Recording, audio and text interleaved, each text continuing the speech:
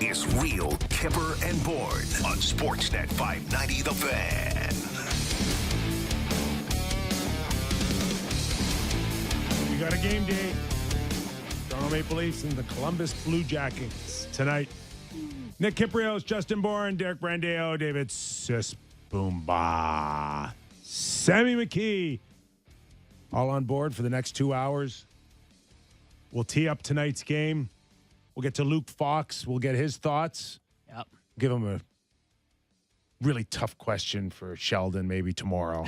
It's just like our show's Luke. personal mission is to make it hard on him with Sheldon, isn't it? Yes. And then blame it on Luke. Yeah. Perfect. That's the best. Jody Shelley, the voice and broadcaster for Columbus Blue Jackets, is going to come along as well.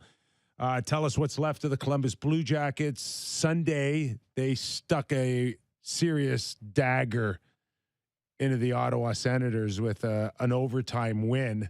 Not that they could do anything to the Toronto Maple Leafs tonight other than maybe mess with their home ice advantage. I know you have a different feel. You think it's done fair. and over with. Yeah.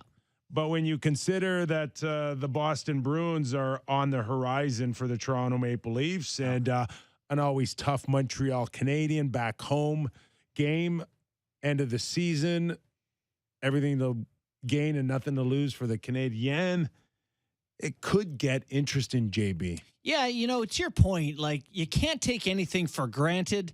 And this is a Columbus team that's playing in Toronto. You always assume they got some family kicking around somewhere. They know all eyeballs are on them. You're going to get a good effort out of them. So, yeah, they can't go into the game assuming they're going to be handed 2 points. Not in this NHL, but, yeah, I mean, the Lightning have a tough schedule the next couple games, too.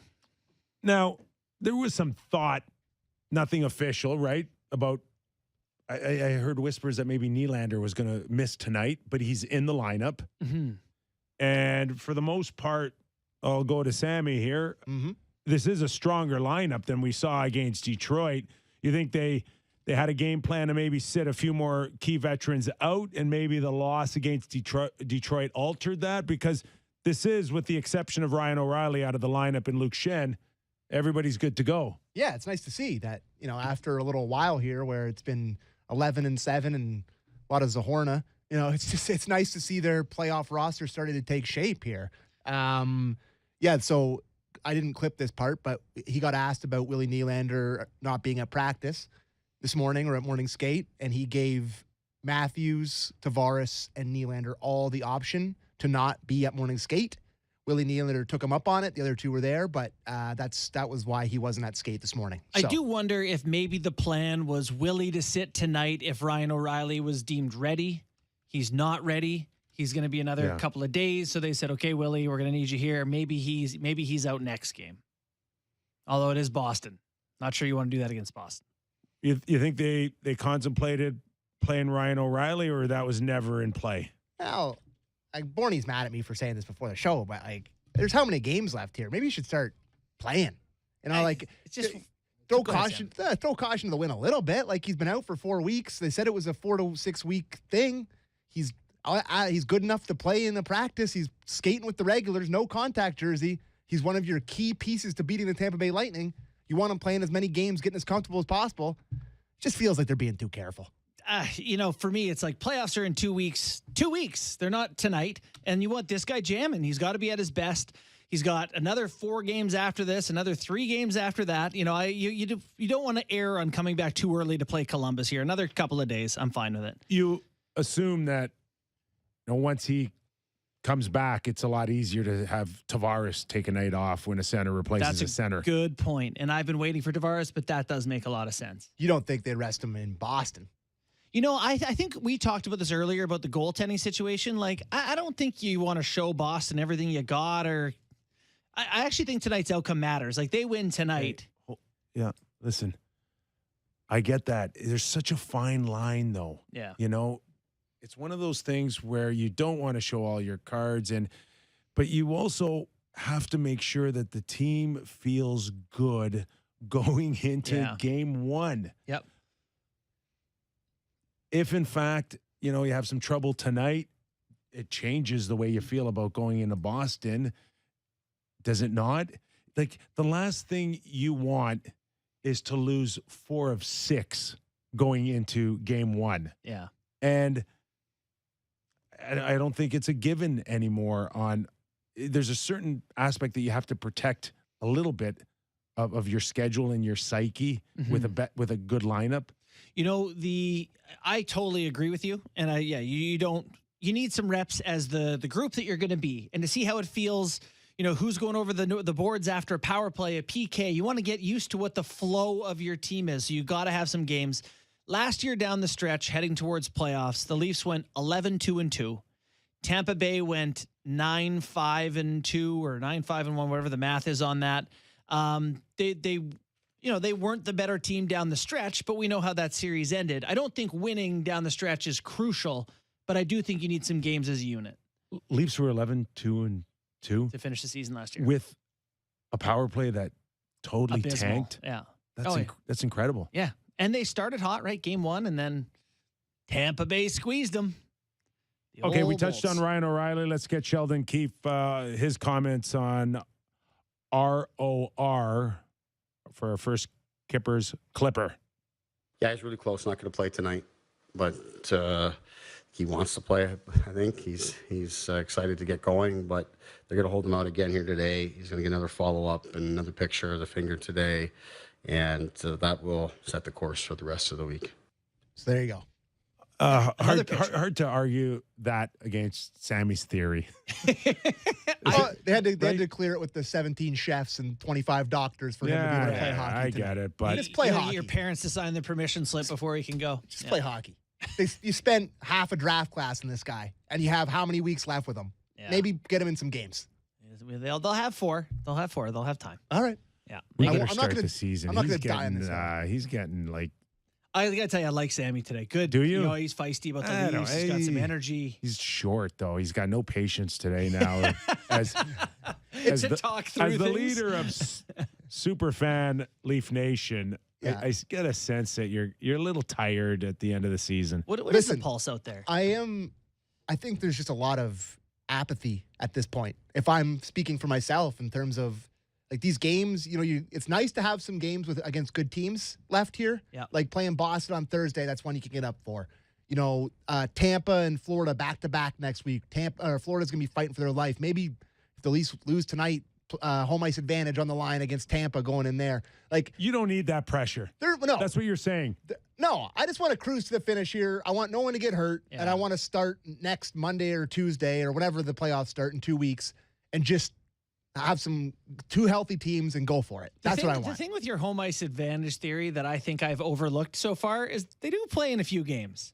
Like if things go a little awry and they have a head-to-head game, you don't want that game to matter. So you need to wrap it up. They have 4 games before that. So you need to wrap it up before that. I told you yesterday. Tonight's a must win. Who's got a bigger must? There's some panic. Listen, I'm coming over. There's some home ice panic going in if they lose tonight. If they lose tonight. Yeah. Are you seeing it? I see it. Okay. Who's got a bigger must win tonight? The Toronto Blue Jays or the Toronto Maple Leafs? Bigger must crucial win. for the Jays. I can't handle Oh it. my God, they can't go 1 1 and and 4. four. boys. Can we play one baseball game without giving up 10 runs? No, their pitching is no good. What are they We lo- stink. Throw an underhand? What's happening? Oh my God. Anyways, we don't get side. No. But so interesting today at practice. Oh, hold on. Sorry. Okay, go ahead. Go. No, I'm going to follow up. You go first. I was just going to talk about what they had for a second line today at practice. Is that where you wanted to go, Morning? No, but you're good to go. Okay. So they had O'Reilly, Tavares, and Marner skating together at practice today. Yeah. And obviously O'Reilly's not going to play, and Nylander is. And Nylander is going to slot in on that second line with Tavares and Marner, and the coach talked about it. You want to hear about it? Definitely. Okay.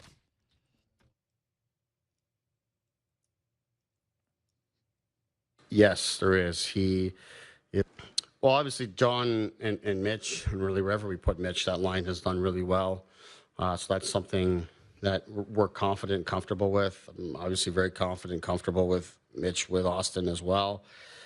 We haven't, other than, when I stack a line here or there throughout a game on an icing or whatever, we haven't worked with Mitch and Will together a lot. So that's something want to give a little bit of time to. I think the way that Austin and Yarncrook have really come together and how they've played of late, I think that gives me an opportunity to let that continue to develop, while also knowing that Austin and Bunce do really well. To me, Bunce's game has been trending in the right direction for a while now, and this was more of a look I've been wanting to work towards. Mitch, the whisperer. The line whisperer. The line whisperer. They're literally putting Mitch with the two guys who are They're struggling. like, you two. It's time. Yeah. Yeah. We're going to give you the Marner bump. So we're still tinkering here, eh? Well, you got to get you guys going. You know, there's never no problems to fix. You know, our boy that I've talked about before, Anthony Pacelli, had an article today, and he has the pairs: Matthews with Nylander, Matthews with Marner, Tavares with Nylander, Tavares with Marner. The team grades out best when Tavares and Marner are the duo, and Marner or Matthews gets Nylander. What'll it look like with both? I don't know. I am interested to see. Boys, if I would have told you, like, at any point in the last year and a half that you're going to go into this season down the stretch with a line of Bunting, Matthews, and Yarncroc, you would have looked at me like I had three heads. That's true. Correct. But if you had explained to me the Leafs' logic, I could have at least made sense of it. I get it. Do you get it, or do you think it's dumb? I just think, yeah, you're in a tough bind here. Yeah. And yeah, it's not pretty. It's not pretty when you have to look at your top six and count on one guy, Mitch Marner, to save the day for everybody. Well, I think their point is that they believe Matthews can drive a line, you know, with a couple of guys who aren't superstars, and that remains to be seen. You know, good showing in Detroit, but that's Detroit. I hope he realizes that, because it didn't really look like it's Sunday, and I know his game's a lot better, but, you know, But they were good. it was okay. Yeah. It was okay.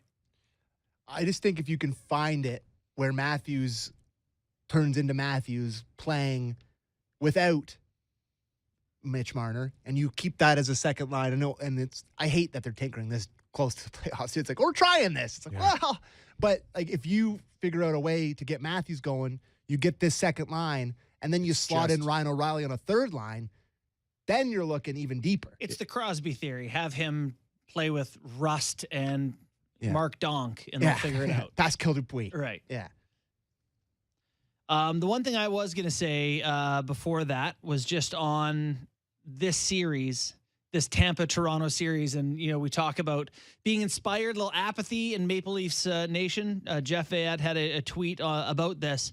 They have been matched up as projected playoff opponents since November 27th. We said that earlier when we were discussing on should they change the format, and you said, well, the interesting part is they're going to play themselves each other anyways. And I'm like, yes, but at least we wouldn't have known that since November. Well, and at least there's jockeying to play, you know, to climb up the standings for other teams, you know, like Tampa Bay with 100 points would be right in there with the Rangers at 101 points and 104 for New Jersey. Like, you'd have playoff races where you don't have playoff races currently. And just to go further off Jeff's tweet talking about that, that's 126 days, 52 Leafs games, 57 Lightning games, without any change in projected opponent, plus seven Toronto, and plus 5 more to go with Tampa Bay. 75% of the season with the same round one opponent. That's a bust. That ain't right. No. That ain't right. And it ain't a complaint about who the Leafs should play. I don't care about that. I just would like a playoff race of some variety here. And, like, it adds to it where you're like, they'd be in the thick of it, boy. If you're complaining about this now, I can't wait to hear your conversation if it doesn't turn out that well for the Leafs after the first round. No, but this is not about opponent. It's about not having an interesting race here. It's not a complaint about who they're going to draw. It's a complaint about a lack of interest today. I'll complain about who they're going to draw. Yeah. Yeah, but it'll lead to his complaint. No, listen. That's an open door. You're not complaining. I am. It's ridiculous. They play the best 3 teams in the league are in the same division. Then you're screwed. You know, it's not going to last forever. There's going to be a point where both rosters will suffer. Guys will leave. Detroit, Buffalo, Ottawa's got some upside in the next year or two. It will change. It's coming. What are we going to do when the Leafs suck? Be bleak radio in this show. God. Okay, we have a couple updates we have to Real hit. Sammy and Bourne show. We have a couple updates we have to hit. We have to get Keith on Murray and we have to get him on Gustafsson. So we know Murray's out.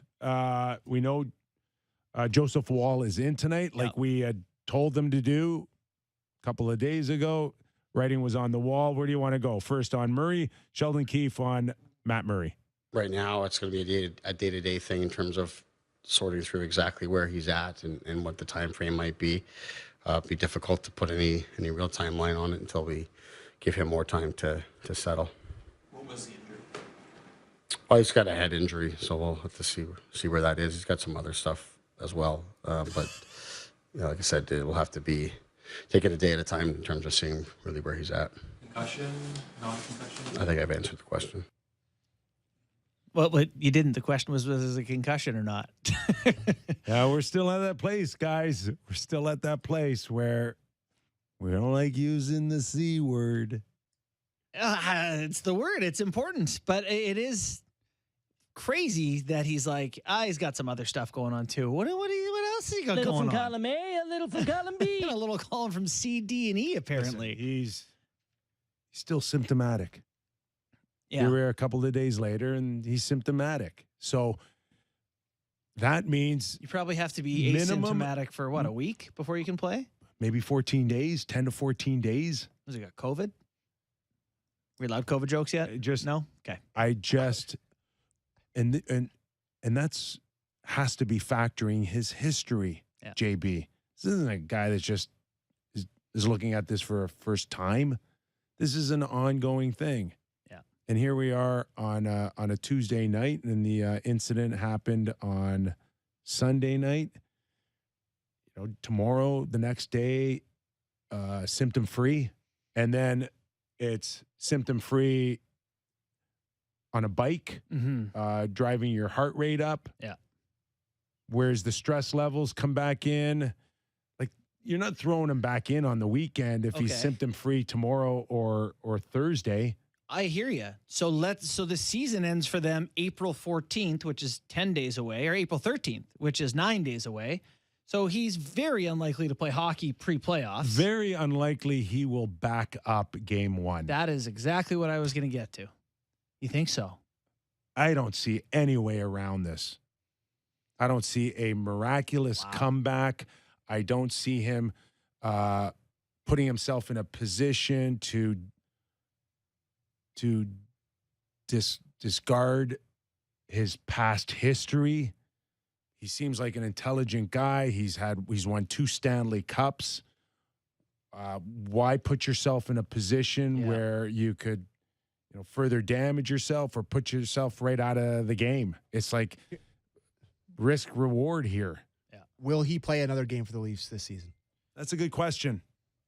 The only reason I think it's a very good question is there's no way to work him in. Like, he can't go play Marley's games to figure it out, I don't think. And I don't know that, I guess they would want him to.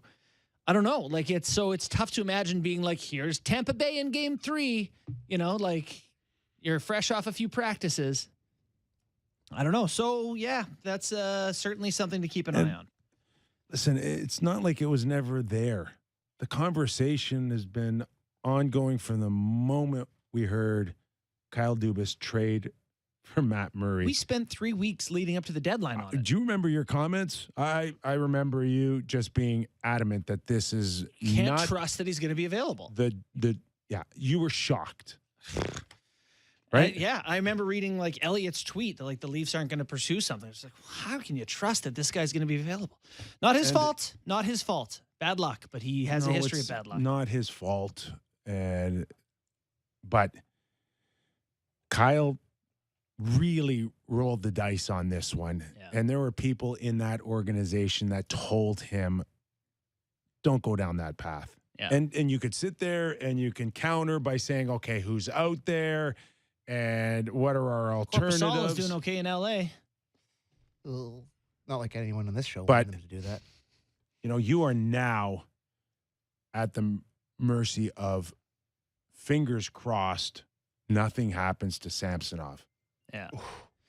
There are plenty of, if you have a conversation about this with any Leafs fan, they're like, sometimes the goalie gets thrown in there and goes on a run. Like there's the Joseph Woll, maybe. I don't know how many times I've heard the Binnington comparison over the last 2 months. Yeah.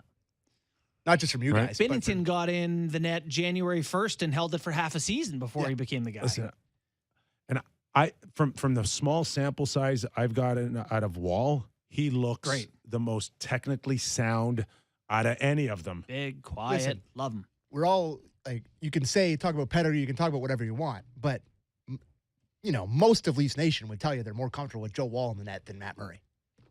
That's interesting. Do you think so? I mean, I think you'd be trying to sell yourself on 2016 pretty hard if you didn't agree with that. Yeah. Huh. Well, like what has he shown this year other than being really solid, Joe Woll? He got, well, Murray just got off to a good start. Gun to your head, playoff game. You still want Murray full strength over Joe Woll? Yeah, I do. I don't agree. Joe Woll's also had injury issues. Yeah. This is really his first full pro Healthy season here, where he's had a very good year. Yep. I don't know what's happened with the Marlies in the last week and a half. Did they go in a bit of a skid? They did. I believe they've pulled out of it and won their division. Yes. Maybe they won again. Yeah, they got division. They got home ice. Yeah. But I think the last week and a half, 2 weeks, they hit their first real big skid. Yeah. Was Woll involved in a couple of those games? I don't know. I can see his numbers for the year. I can pull it up. But regardless, it's been a very solid year. How many games do you think he's played total this season? Between Joseph the Marlies, Woll? yeah, between the Marlies. He was out early, right? Yeah. I want to say 35. He's played 25 hockey games this year. 25. 4 for the Leafs. Yeah. That's it? Yes. Yeah. So that's why So you got to taper expectations Yes. on where you think you could go with this guy. Yes, I think that's fair. And how old is Woll before we get to Luke Fox? He is. He's not. Is he 25? 98. So that makes him. Yeah. He'll turn 25 this year. Which is still very young. Oh yeah, right. For sure. Okay, let's welcome in Luke Fox, Sportsnet.ca, and our resident Ask the Tough Questions for the Real Kyper and Bourne show. Luke, what's going on? How you doing, guys? Good. We haven't really thought of one just yet, but it's brewing. It's brewing. You got it right in Sheldon's face, man. You go in there and you just stare him right down and you say, "Hey, listen. You tell us right now, Matt Murray, concussion or no concussion?" Oh, it's a sensitive topic right now. I don't know if you guys have been playing the clips, but he referred to it as a head injury. Yeah. And then he was asked for clarification if that meant a concussion, and he said, "I think I already answered the question." So, I mean, this guy has a concussion history. That's how his tenure with the Senators ended. He had them in Pittsburgh, so your heart goes out for him. But they're saying no timeline on his return, and it looks like the Samsonov and Woll show. Probably into the playoffs. Like, I don't see a quick return here, but you don't want to count him out.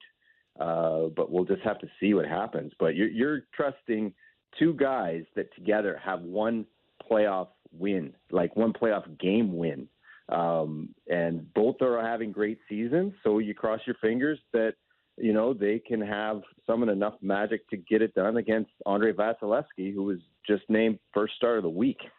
Yeah. You've got an article up right now on sportsnet.ca. Matt Murray's playoff availability in doubt. I didn't know that his save percentage was down to .903. That was jarring. But looking at that, do you think that there's some good to come from the idea that there's clarity? It's Samsonov. They're going to go with Samsonov. There's no debates. He's the guy. Woll probably the backup. We were talking at the start of the show. I don't even know. Well, Kyper was saying, if Samsonov, if Murray ends up on the bench at all in game one. No, I mean, we'd just be guessing, but it's trending that way. What I thought was kind of interesting was that this morning, Sheldon Keefe mentioned that internally they had been talking about trying to get Woll some starts anyway, even if Murray was healthy. So the organization's high on the kid. He's having a fantastic season down on the farm. He's been called up for 4 games so far, and he's 3-1 and played admirably. You just worry about, playing some, regular season games here and there is a far different cry than the bright lights of a very, very critical playoff series. So I think inexperience will come into play. But on the flip side, both these goalies are playing well. Samsonov's looked really strong. He didn't have the greatest night Sunday against Detroit, kind of thrown in and playing both halves of the back-to-back, but he was fabulous in Ottawa. His confidence, he's flashing the leather and kind of, not allowing a lot of rebounds. He looks strong. He's happy. He actually was telling us before Murray went down that he was hoping he'd get a lot of starts, a lot of work. He wants a bunch of work to keep his timing sharp heading into the playoffs. And now, by default, that's probably what he's going to get. We're talking to Luke Fox, Leafs and NHL writer for Sportsnet.ca. We're going to witness again Mitch Marner to the rescue. Got a problem with your line? Call Mitch, 1-800. Yeah, I think Sheldon Keefe might have been reading your diary today, Kyper, because he said any line Mitch goes on, he makes it better. I was like, that sounds like something Kyper would say on a show. He's listening. Yeah, now he's getting Nylander and Tavares, a pretty star-studded second line there, and I think it's to get Tavares going. Like, his even strength production has basically fallen off a cliff. And Keefe has said that's partly due to Nylander himself slipping a little. To his credit, on the power play, Tavares has been awesome. Top 5 last I checked, are right close to it league-wide in power play points. But even strength, there's been this pretty significant drop-off when Marner and Matthews were together, and Tavares and Nylander were kind of struggling to find their way. So he's the fixer, right? If your line's struggling, then you get Mitch. We saw the reverse happen when Marner was with Tavares and Matthews wasn't finding his game. He got bumped up, and all of a sudden Matthews feels a little happier. So I'm hesitant to think that a top line of Bunting, Matthews, Yarncroc is really what we're going to see in Game 1. I think ultimately Marner would go back up there, and maybe when O'Reilly's healthy, that's where he practiced today. Maybe he's on that second line with Tavares for a bit of a 1-2 punch. But that's what they're rolling with right now. And Yarncroc, to his credit, he's having a really strong season. He's knocking on the door of 20 goals. Yeah, no, it's been a nice little run for him, and I just think there is some risk at the team getting too excited about what he is. He's shown us what he is for years and years, and probably not a top-line guy, so hopefully they find a measured use for him. Speaking of find a use for guys, we haven't listened to the clip on Gustafsson yet. I know we have one in the can here, just about how he has returned or is returning to Toronto. He hasn't been skating for a while. We don't really know what's going on with him. Do you have any idea? Yeah, what's the deal? Yeah. No, I don't have any dirt. It's personal reasons, and to be honest, when it's personal reasons, I wait. I don't really go digging too much, but we'll talk. We'll ask. Good for him. you, Luke. We'll ask him when we see him. Like, who knows, right? Like, you can just speculate. It could be anything, but the tone of personal reasons, it didn't sound like happy news, like a baby was on the way type of thing. Right. So that'll be the player's choice to whether he wants to talk about it or not. But they tried to get him in time for the morning skate, couldn't get a flight that quick, so he's going to participate in warm-up tonight but will not play. But, yeah, I would expect, Keefe wants guys up and running. There's only going to have 5 games left to get him some more reps. So I expect he'll be back in the lineup pretty soon.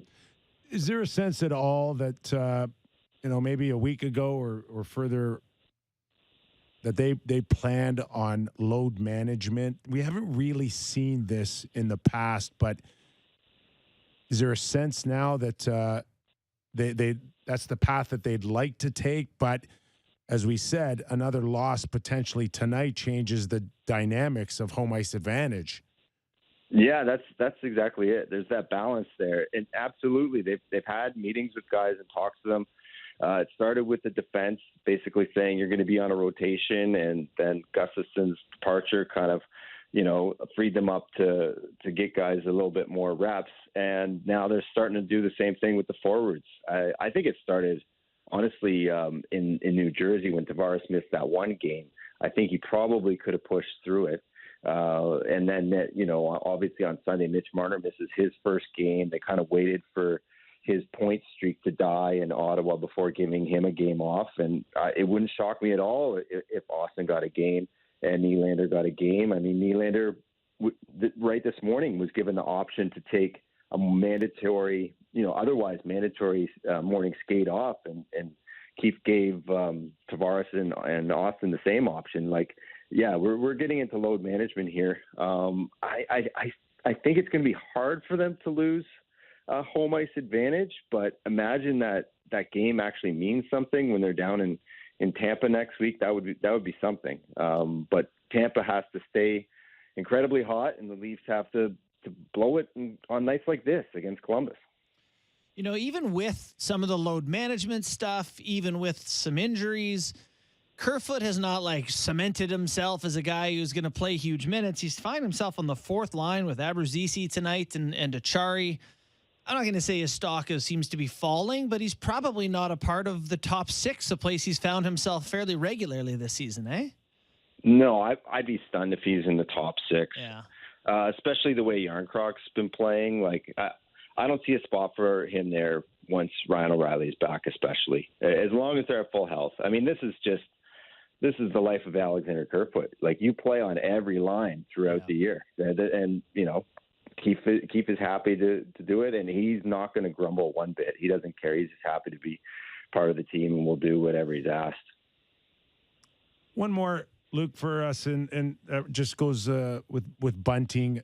There was some talk maybe that I think Sheldon Keefe sent out the kind of vibe that maybe Kyle or Brendan would get to the league and maybe figure out what's going on with Bunting, and just the thought of him not getting the benefit of the doubt on calls. Is it kind of a non-issue as we move forward here, or is there kind of a ripple effect going into tonight?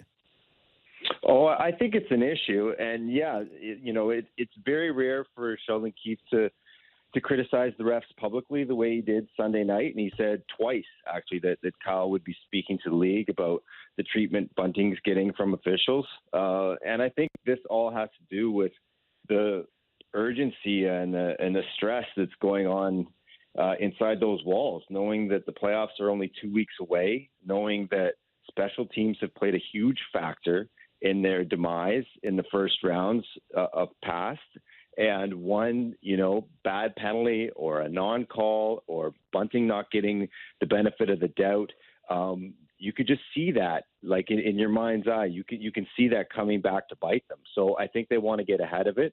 Of course, the way it works is both teams meet with the head official before every playoff series and kind of express some concerns that they're given that platform during the series. But I think they're just trying to get ahead of it, because that is one of their worst fears, is that another bad penalty costs them, and they just want Bunting to be given fair ground with the stripes, because basically he used to be drawing a ton of penalties. He's still drawing a ton of penalties, but now he's taking a ton, and it's almost to the point where it's evening out. And I talked to him today a little bit, and basically he said that he's not going to change his approach. This is the style of game that got him into the NHL as a long shot, late blooming guy, and he's not going to change where he goes or how he plays. But the complaining after it has to stop. I think he can't worsen his relationship with the refs. Mm-hmm. Have fun tonight, Luke. Thanks for doing this. Okay, enjoy the game, guys. Thanks, Luke. Appreciate Luke it. Fox, Sportsnet.ca, does some terrific work. Asks the tough question every once in a while. We like that about him. For sure. Okay. I yeah. know we're gonna break in a couple minutes. I've just come to the conclusion about a minute ago that I think load management is crapola. Okay. Yeah. All right. If you don't want to play a guy because you think he might be hurt or get hurt, okay. There's nothing I would think that would be of scientific proof that suggests that if you aren't eating well, sleeping well, all of it, that you can't just continue to play the game, 82 games, go into the playoffs, have success, and enjoy your summer.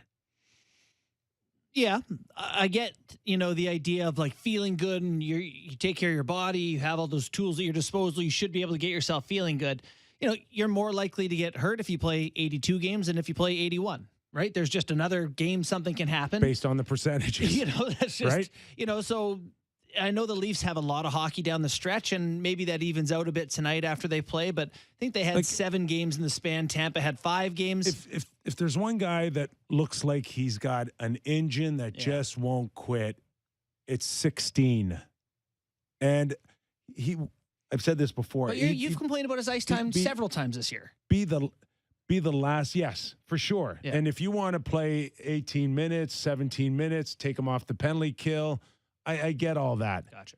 But to sit him out on a game where he's going to come to the rink anyways and watch the game, like how much of a day off is that? How much is that mental stress or whatever load, physical, mental, emotional, do you think you're sparing Mitch Marner by him sitting out Sunday night? I think he took a slap shot in the spine in Ottawa. Did he? And he went like, oh yeah. And Keith was probably like, all right. Maybe a shoulder's bothering him. Like, maybe I get that, but then that's not load management. That is tending to nagging something, an injury. Yeah. I'm on the other side where I'm in favor of it as long as you're able to get your team together and have some runs together. If you could clinch home ice and then ice the Marlies, that would be my imagine my ideal scenario. Tonight, Matthews gets hurt playing Columbus or something, or I'm just whatever, and you're God going, forbid. It's not because you made a stupid decision. It's because you just got hurt. Yeah, I get that point. It's just you lower the risk of it happening. So I get your point, and I like the idea of having this team have some run together. Right. They've just been locked into the spot for so long. And it does mean something for Mitch now to be, I guess, the 4th player in Leaf history to hit the century mark in points. I think it's important that Willie Nylander still finds a way to become a 40-goal scorer. I think Austin on an off year would still also like to hit the 40. This stuff means a lot to these guys. Do you think after scoring 60, 40 matters the same way, Kip? I think it's better than telling people that you became you scored 30 plus one year. Yeah, I do. Okay, that's fair. No, I'm not pushing you. I was just wondering, I just feel. I don't know. I don't think it's the be all end all. We went into this season with you saying, yeah, I don't care about that stuff.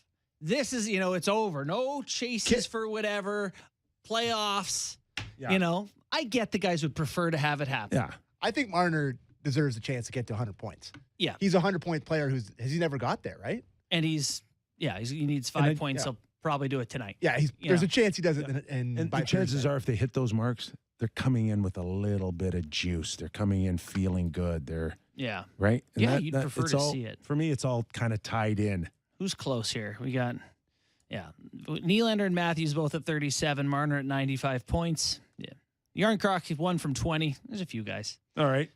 You want to hear Keith on his decor as we continue to watch for that? Yep, let's do it. Not necessarily, other than obviously Riley Brody, something that we've used a lot and we're very comfortable with, as we are with Gio and Lily. McCabe and Hall have done really well in a small sample. So something else we want to look at. We'll also just kind of continuing to cycle guys in and out. I just decided that I wanted to stay 12-6 here today. Gives them the chance to look at average easy, but more importantly, just lets us have everything else a little bit more settled.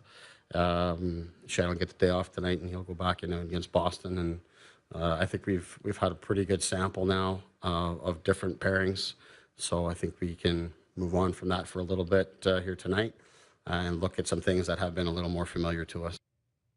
If you were to bet money on the percentages of this being your pair in game 1, where would you put it? Riley Brody? No, all three of them. All three? All three. I wouldn't put it that high because I think Shen's in game 1. You do? I do, yeah. Gio Lily's interesting because they had so much success for such a run of time, and Liljegren has struggled. Can he, if he plays great tonight, does he get some more looks there and changes the conversation? I agree that as of tonight, it feels like Schenn would still be in over him, but Schenn over, sorry? Liljegren. And then, so Riley would go with Schenn. Boy, oh boy, I tell you what, that would kind of tick me off that you've built this thing up with Liljegren, and then you have a change of heart at the last second for a style of Schenn. And I'm not saying Schenn's not important, and there's so many elements of Schenn you'd love against Tampa Bay, and I get that. But the stock that I put into Liljegren over the last few years, to have him on the outside looking in to start, I get a sense of failure on grooming, on developing. Well, then the onus is on them to take the step. Dermott got to here, never took the step, had to move on. Sandin got to here, never took the step, had to move on. Liljegren's here now.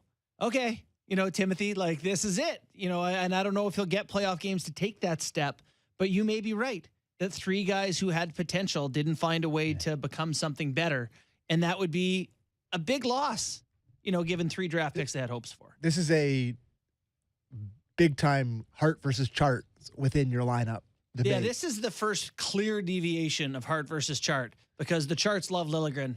Yeah. And they don't seem to be picking. There's a lot of people that would think it would be borderline insane. That's Kyle being conflicted with Hart versus Chart. Sure. This is the clearest, black versus white standoff I can remember from the GM's perspective. That's interesting in itself. Okay, let's take a quick break. We're going to bring back Jody Shelley, broadcaster for Fox Sports Ohio. We'll talk Columbus, and can they throw a wrench in the Leafs' last 6 games of the regular season? Jody Shelley after the break. You're watching and listening to Real Kyper and Bourne. From the City News 680 Traffic Center, I'm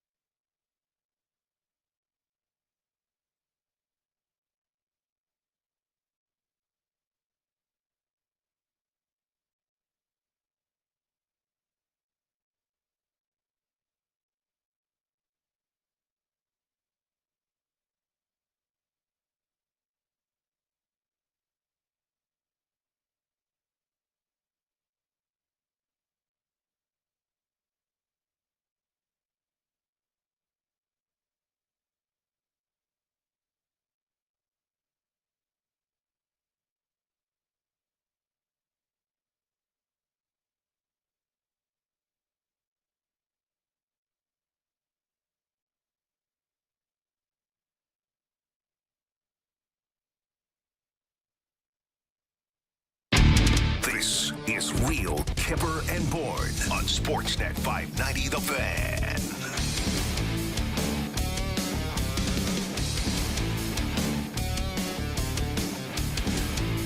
Toronto Maple Leafs and Columbus Blue Jacket set for puck drop at 7 p.m. at Scotiabank Arena. Jody Shelley now joins us to help tee that one up. Jody, how are you, man? I'm doing great. Just great. How about you guys? Yeah, we're hanging in. You know, watching these last half a dozen games go by obviously mean different things for different teams. Watched Columbus throw a big wrench into the Ottawa Senators Sunday night. So I got to think that internally there's always something to play for here these last few games for them. Yeah, you know, it's interesting, right? Because on the outside, it's all about trying to stay at number 32. But when you've got Boone Jenner as a captain, Sean Corrali as a leader, and then a bunch of call-ups, I mean, you can't go in that locker room and ask the players not to compete. That's not part of the program here. But, you know, you got a goalie in John Gillies who hadn't played in over a year, starting in net against the Ottawa Senators. He gets the win. You got some young call-ups who are trying to make an impression after a bad outing against the Florida Panthers. And they just kind of stuck with it and got that win. So it's a delicate thing here for this organization as you watch the lineup they put out there. I mean, the lineup the last few games would not have been eligible for a preseason game where you need 8 veterans. That's where they're down to now. But they're still finding the way to get like a point from Boston, 2 points the other night. So they like the attitude and what the coaches are bringing out of them. But I think as far as the standings, they'd still like to stay towards the bottom for the long term. Well, yeah, and I guess the coach and GM can put that together, but the players themselves are never going to go out there and not try. Looking at their roster right now in terms of, I guess, what will be there when they're good. Are there many pieces there right now that are going to be a part of what it looks like when everything gets turned around in Columbus? Yeah, I think there will be. And I think that's something this year, Justin, that they learned is like, Kent Johnson's had an opportunity at a lot of different positions, and now he's on the number 1 power play, which is kind of because of necessity. And this guy's stronger on the puck than you think. He's got a great stick. You know, there's things that you learn about him. So I think they've got enough talent in their top 6 that they're actually going to have to move some pieces out of there that when healthy. There's obviously some pieces that they've really tested and been disappointed in as well, some underachievers. And you know, when you look at the Blue Jackets, you look at there's got to be the character there. And, you know, some of these guys have been tested, and I don't think they've passed the test. So it's going to be a big off season. I mean, you look at Zach Werenski, number 1 defenseman, that's in place. The goaltending is in a little bit of flux right now with Tarasov, who's been injured most of the year. Elvis hasn't found his game. Jet Greaves is starting tonight, first National Hockey League game. They've been through the gamut with that, but there are some young pieces that I think have made impressions. And when you look at Kirill Marchenko with 21 goals, you know, he's dangerous out there. And you know, it's not the ideal season, but you look for some bright spots, and I think there are some pieces here. Do they need to add to it? Yes. I think there's definitely some holes in this lineup that they're well aware of, and it starts with the center and the defense for this team. And, Jody, 2 stars that are still in play here, Johnny Gaudreau and Patrick Laine. Let's start with Johnny Hockey first. Almost a point a game. No question, a disappointing season on a whole, but what have you seen out of him this season in terms of where this thing is heading with him and building around him and just the overall vibe with Johnny Hockey this season? Yeah, you know, he's that coveted free agent. He comes in here, created a big buzz in the market, Kyper, and then, you know, he looked like he was starting to get chemistry with Patrick Laine right away, and Laine goes out. And Johnny's played with a lot of different teammates. And I kind of got the sense early on that he was getting a little frustrated with just the whole circumstance of what was happening. But then the last third part of the season, it seems like he just said, "Oh, forget it. I'm just going to play hockey, work with the guys that I understand, like, you know, Kent Johnson, Marchenko, Boone Jenner." And he's developed you know, he's not a driver all the time, but when he is, you kind of feel like he's understanding like there's a bigger role for him here with the Blue Jackets. And I think that's been good for him. It hasn't been a great season overall. Obviously, there's been a lot of that disappointment with him and seeing this organization. But I think he's taken a step in the regard of figuring out that, like, it's on you a little bit, Johnny, to kind of show how this has to go and bring those points. So he's picking up points quietly, but I like what he's done. Patrick Laine, he's still that guy that you really want more out of him. Like, he's that guy that, he'll be great for games and seem engaged and interested. And then there's games where he falls off. Now, he did move to the center ice position. Sean Crowley went out. He took it upon himself to say, I want to be the 6'5" centerman. We saw him there a few games. He looked interested. He looked up for the challenge. He's engaged with it. And he admitted himself, he might need that. Like, he knows that sometimes he's not bringing it. So he's still a piece that's not going to fight to get on top of the wave. But if the wave's coming and it's big, he'll jump on and cruise on it. You know what I mean? And that's he's a complimentary piece right at this point. So how do you judge a coaching staff when the roster is so stripped down as the Blue Jackets have been here as they try to pick up Connor Bedard?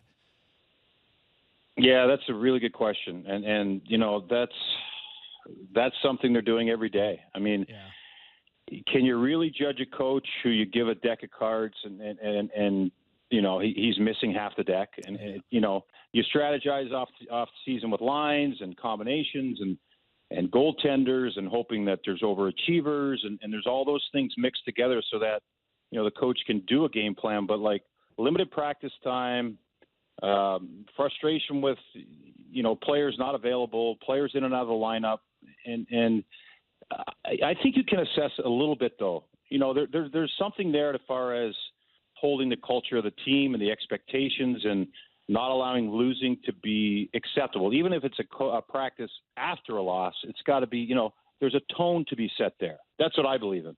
And I would say probably you guys do too. It's like, that's what I would be assessing him on this year. It's like, is this the greatest coaching challenge of your career? And how do you embrace that? Or is it, and of course there's going to be levels of frustration, but I would look through all that and say, this is a challenge. Like, how do you accept this challenge? I know you're probably not going to get the results, but hey, that brand of hockey you're playing is exactly what we expect. So it's somewhere in between there. I think that's how they would assess it. We're talking to Jody Shelley, former National Hockey League player, broadcaster with Fox Sports Ohio, talking Columbus Blue Jackets. When we look around the league, there's some question marks in terms of general managers, some because if it's a contract situation like Kyle Dubas, others because there's a ton of pressure. Where is Jarmo Kekalainen in all of this in terms of, solidifying that he still has all the answers moving forward here to turn this thing around? I think about scenarios like in Pittsburgh with Ronnie Hextall, and just the market and how much pressure those guys feel within that market. Where's Jarmo in all of this? Yeah, he's been here for 10 years. They've won one playoff round. He lost some free agents due to their decision to leave. There's been now a movement here to pull back and do a retool. I think, again, with the injuries and seeing what he does in the offseason where he makes most of his moves, I think he's fine for now, Kyper. I think he's one of those guys that's established kind of the brand of hockey they want to have here. But we'll see. I mean, it's one of those jobs that, how long will it last? I would say the market is getting a little impatient, and I think the Johnny Gaudreau signing actually sped that up a little bit, and to be expected. The hope is to get Connor Bedard, of course, but what are the chances of that? But if they do, then I think everything maybe gets even sped up a little bit. But I would say for now he's safe because he's done a good job with the organization in his tenure. How can you assess him on these injuries? And then what is he going to do in this offseason? But I think, there's with the expectations, I think something has to happen in a big movement compared to this season for him to be, get back on top of that. Jody, Columbus has proven itself a good hockey market. The hockey hasn't, the success hasn't always come like the city would have wanted it to, but the fans continue to show support. So what would it mean for Columbus to get Connor Bedard? How does that change the equation of things in the city of Columbus? You know what? We got a glimpse of it, let's say twice in the organization's history. And it was the sweep of the Tampa Bay Lightning, the the buzz in the city, the fringe fan, the fans who are just proud to be Columbus sports supporters, and, of course, the hockey fans. And then when they signed Johnny Gaudreau, that was a big deal. A free agent the fans didn't think would be even in the equation to come to Columbus. There was a pop in the market in July. The buzz was there, and the anticipation and the excitement of having that. There's a lot of pride with that. So if they got Connor Bedard, I would expect it to be probably the biggest excitement this organization has ever seen. The best they've done in the lottery, I think, has gone from 3-2 or 4-3 with the Dubois draft. And there's a little bit of that there where we don't get it. We always get the short end of the stick. There's a little bit of that, but I think with the Gaudreau, and if they get this, it would completely ignite the entire market, and it's a massive sports city. I mean, they get 105,000 people at a football game on a Saturday in September, inside the building, 30,000 outside. The town shuts down, so they expect excellence. I mean, that team only loses one game a year. So with this team, they've been waiting, but things like that need to happen for this to be sped up. Jody, can you add picking Rick Nash up there with big moments? Yeah, absolutely. I mean, that was so early on. Now we're looking at 23 years here now, right? Yeah. I mean, that was a big moment. I mean, I know, that was a big move for Doug to go and get that. And I was in the locker room when they got him. And it was a big deal to have the top pick. But those are the moments. Those are probably the three moments you look at where, now you have a superstar. Hey, Jody, have a great call tonight. We really appreciate your time, man. Yeah, thanks for having me on, guys. Great job. Appreciate it. Have a good day. Yeah, Thanks, Jody Jody. Shelley giving us some thoughts on Columbus, and just listening to him talk about that lineup right now, and I'm like, oh my God, there's just not a chance the Leafs lose tonight. There's just not a chance. I'm gonna go bet put money on Marner points as soon as we're off air. I promise. Hey, Marner gets 100. Yeah, tonight. I almost sent you guys screenshots of their lineup tonight because you could play a game like real player or not. I should make up a name and see it. Like, no disrespect to these individual players. But you can name me half their team, and I'm like, you made that up. Their fourth line tonight is Jonah Luodo, Josh Dunn, and Hunter McCown. Marcus Bjork is paired up with Billy Sweezy on D. And who else? I mean, I'm not gonna, because I don't crap on these guys, but like, they are not NHL established players.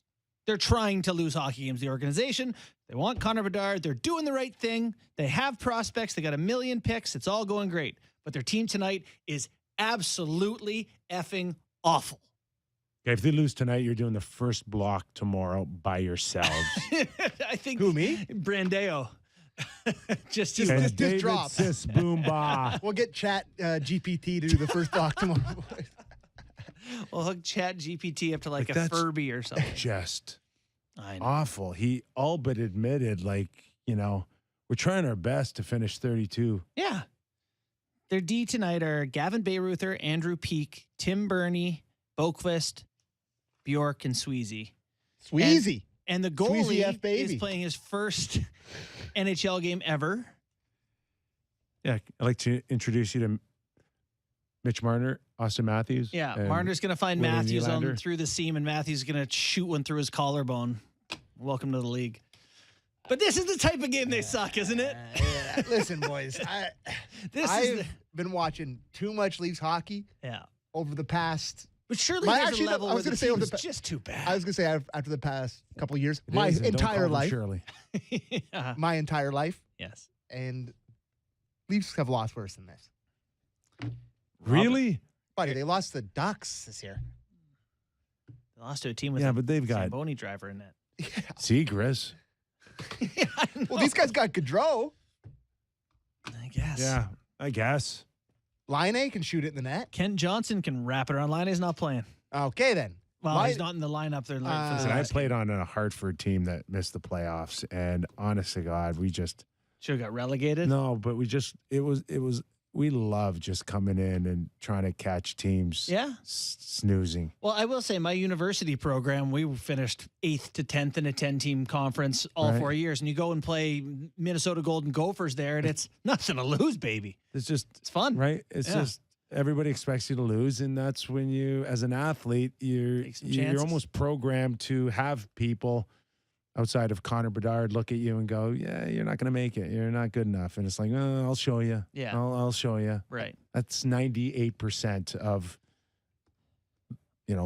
athletes. Well, and their fourth line tonight of Luoto, Dunn, and McCown surely want to prove that they belong in the league. You are getting 100% effort from guys that at this time of the year, most guys are giving you 80. Kent Johnson may have scored the filthiest goal of the year, though. The pull through the legs. Against the grain in the flow, Michigan. That is... I cannot tell you how annoyed I would be if I was Mike Legg and I was the first person to do that and everyone called it the Michigan and not the leg. Yeah. But anyway. I've got big time Michigan fatigue now. Yeah. It's like, I don't even think it's cool. Adam Oates buried it with a scupa, threw dirt on the casket on the Michigan. Oh, yeah. It's like, how many times has Zegers pulled it off? 2? How many times he tried it? And I was like, 15. He was like, try 100, 300 or whatever he said. It's like, oh, okay. Oatesy, just burying his client on air. Hey, the man's a Hall of Famer. Yeah, he can say whatever the hell he wants. Speak the truth. He can say whatever the hell he wants. He's Adam Oates. Speak the truth and deal with it. And live with it. Yeah. Columbus picks in the first round twice. They have their pick and LA's pick. They have their second rounder. They have 2 third rounders. They have 2 fourth rounders. They are them in Montreal, I think, just all the picks this year. They're just going to let Yarmo keep doing it, though, eh? Yeah, I don't know how I feel about that. I think I'm okay with it. Like, I believe in the guy, too. Like, what is it, 1 out of 10 in the playoffs? Oh, my God, he's been gone 3 years How many organizations would he even be around? 1 out of 10, and then going into year 11, you finished 32nd or 31st. After you signed the biggest free agent. To a big contract. It's just a matter of you have to eventually win no matter what market you're in, and they haven't won. So tough to make the case that they should carry on the same path. So, fellas, I put out a poll during our show about the goaltending because I was interested to see if I was on an island with this. Yes. And I said, trust tree time, Leafs Nation. Who would you prefer starting a playoff game at full health? Joe Woll, Matt Murray. And after 273 votes, I bet you Murray 60. Joe Woll 60%, Matt Murray 40%. And 280 votes now. So I'm not alone. No, you're not. You're in the majority. Well, there'd be 60% of those as frustrated as Sheldon is through his tone and shortness in his comments.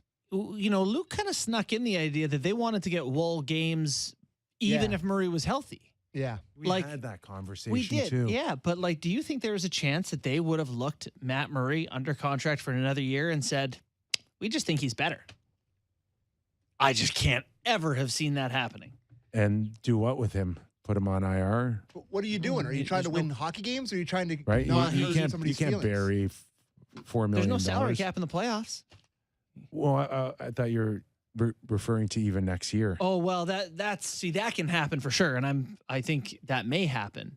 But I do think it would have been interesting if this year, while he's on the team, they said, we just think you're our third goalie. So you just hope that he hurts himself in training camp and you put him on IR? You never hope that. I think there's a chance he's on a cruise ship to Robidoux Island next year. I think there's a chance we would never see him start again. Yeah, but you gotta.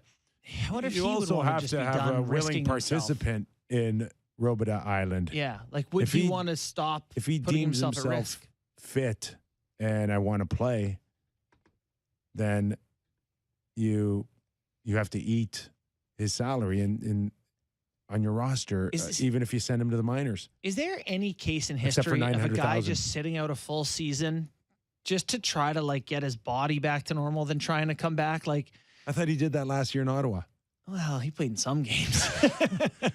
Didn't play a ton. What is his total in the last 2 years? Can you just look it up real quick? Sure. Did he get 25 starts in Ottawa last year?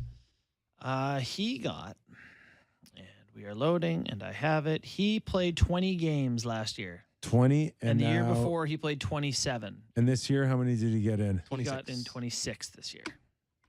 Yeah, that's a tough grind, man. And his goals against and save percent. Oh man, it's just not good. There's no way. I mean, there's no denying or doubting that it's trending for Woll, right? Yeah. So, But how t- quickly? As early as game one, backing up starting October. Woll's performance tonight could change things about how they look at playoffs, because I don't know that Woll's going to get another game. Well, there's a back-to-back So next week. He could pitch a shutout, and we'd all look at that lineup and go, Yeah. I mean, Right. like, is he going to Put him in Boston. Do you think that roster has the ability to fire 40 shots on goal tonight? If the Leafs have that team take 40 shots Exactly. tonight, they should feel great shame. Like, there's panic in it itself Yeah. if they give up 40 shots tonight to that lineup. That will be the full sign that they mailed it in for tonight. All right. So I don't know, like, if he can carry himself, you'll be more impressed if he carries himself with a professionalism, attitude, than anything he could really do against Columbus tonight. Yeah. Even if he pitches What a if he shutout. gets scored on 6 times tonight? Then how do you feel? Well, Bad. Yeah, that's that. And I delete all my tweets. That changes the narrative for sure. But I don't see that happening, and I don't see this team close tonight for the Toronto Maple Leafs. And this is coming off somewhat of an embarrassing loss to Detroit on Sunday, in my opinion. And Liljegren's perfect in a game like this, playing with Giordano. I like their decor tonight. Looks like a very good version of themselves. They got a super line and a Matthews line. Leafs have 6. I know we always do this exercise, but we haven't done it with Joe Woll now, who's the backup goalie. 6 games left. Jackets, Bruins, Habs, Panthers, Lightning, Rangers. How many is Joe Woll starting? I think that Florida Tampa Bay is the next and only other time he gets in. So pick your poison there. Hopefully, you don't want to show as Samsung long as you've Tampa. locked in home ice advantage by then. You give him Tampa Bay. For By the way, sure. actually a good spot, right? If he's going to be your backup, and he may have to play Tampa Bay. Yeah. If Samsonov struggles for a couple games or whatever, I think not a bad idea to put him in Tampa Bay. Don't show Tampa. Ilya in Tampa? Don't show him that. No, we said that 2 weeks ago too. Yeah. We said that's the one that you can pencil Joseph Woll in. We said that before Murray even got hurt. Yeah. God, we're smart. They should be listening. Maybe they listen to the show. We lead the league in back pats per 60. Well, I was going to say, what are you trying to say there, Mama? All right. Okay. Eric Francis is going to tee up another big game tomorrow night. They're calling it game number 79 for the season. Are they calling it that? No, I am. Okay, cool. We're talking Calgary and Winnipeg. Eric Francis after the break. More real Kyper and Bourne after these words. From the City News 680 Traffic Center, I'm Carling Donahue, and this report is brought to you by CIBC. On the southbound 427 approaching Rexdale, we have a vehicle fire on the right shoulder. It is causing pretty heavy backup from Finch right now, and then the delays extend again from Airport Road down to the West 401 ramp. On the westbound 407, watch for tire debris approaching Hurontario. It is in the center lane, and the rest of your major routes, we're just seeing volume. CIBC Smart Everyday Banking has money insights that help you easily track your spending. Switch and you could get up to $400. Visit CIBC.com/smart.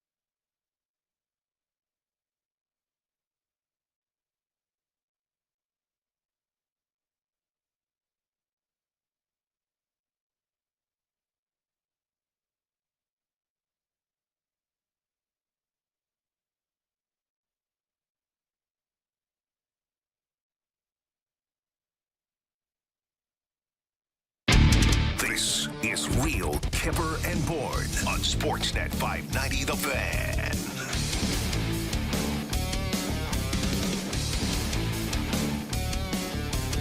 Big couple of games lined up for the Calgary Flames starting tonight versus Chicago.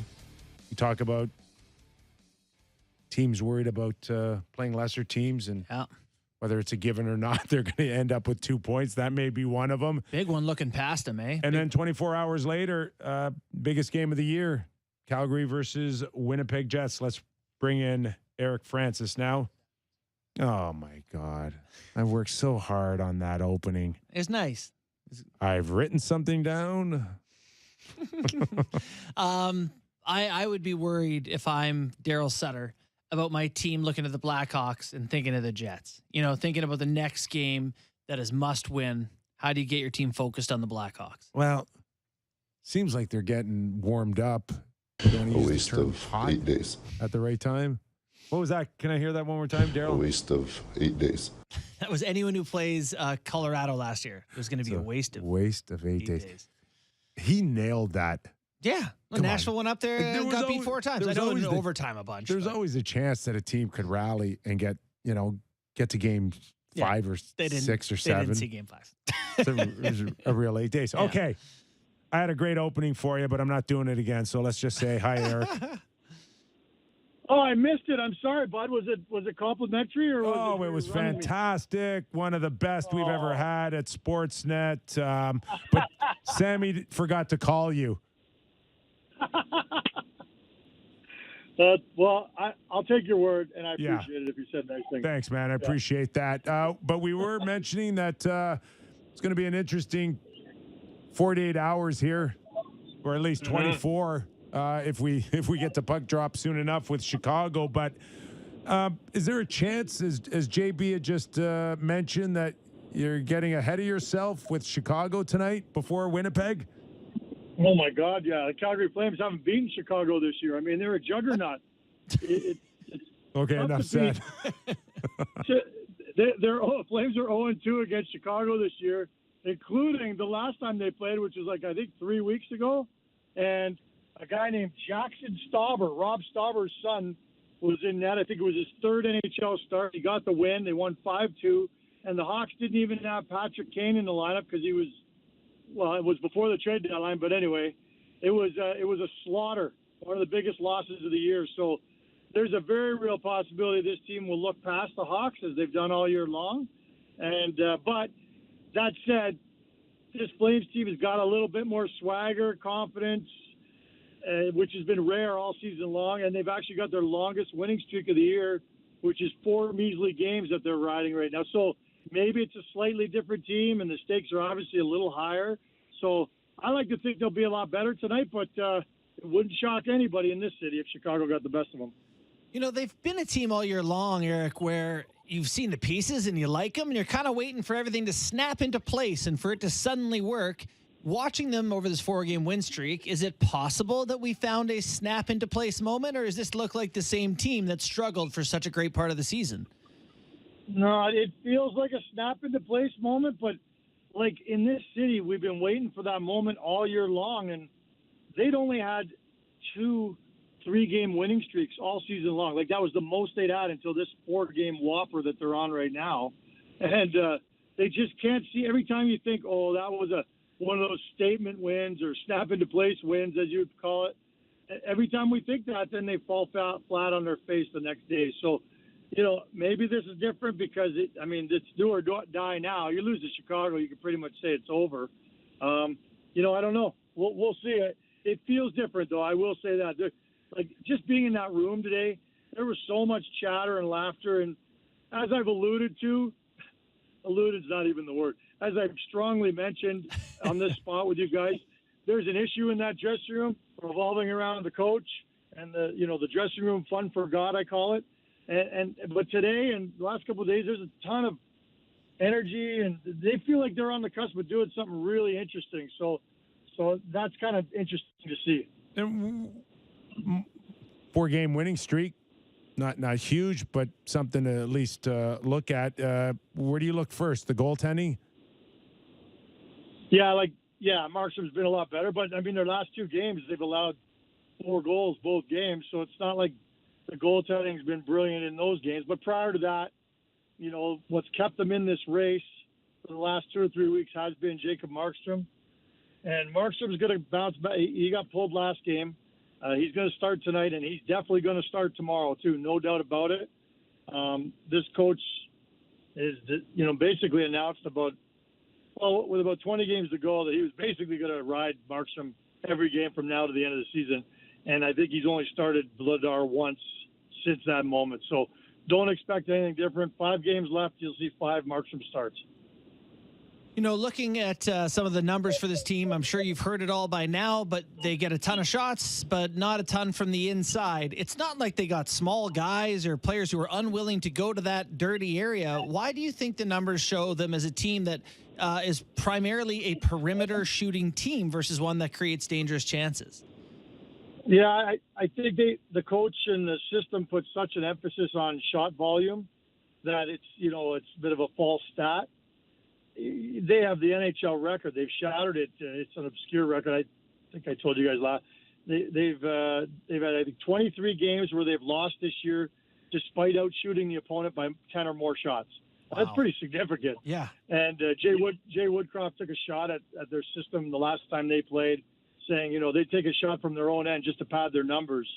And I think that's kind of the way it's been. It's not that noticeable from here.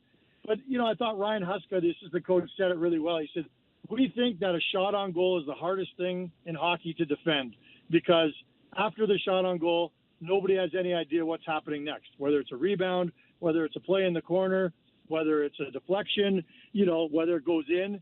And that's the mentality. So these players have bought into it, and for better or worse, they're firing pucks like no other team in the league right now. They're on pace right now. If they miss the playoffs, they would be the first team, or they'd have the most, God, this is obscure, but they'd have the most differential in shots ever in the history of the NHL without making the playoffs. Like, they're +8 this year in shots on goal per game, and no team's ever missed the playoffs with that per game. So it's routine for us to see that.